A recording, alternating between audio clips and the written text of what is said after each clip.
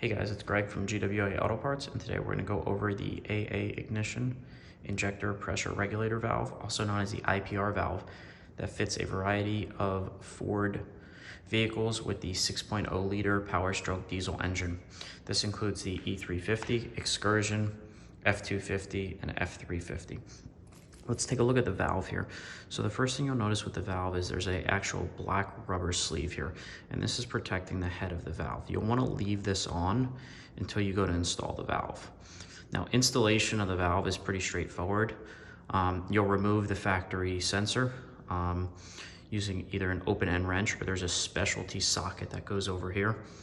Once you have the factory valve out, you'll want to clean around the area where the factory valve installs in the cylinder head.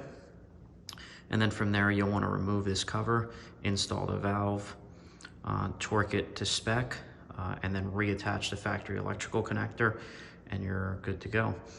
Like any of our products, if you have any questions about the product itself or installation, please feel free to reach out to us and we'll be glad to help.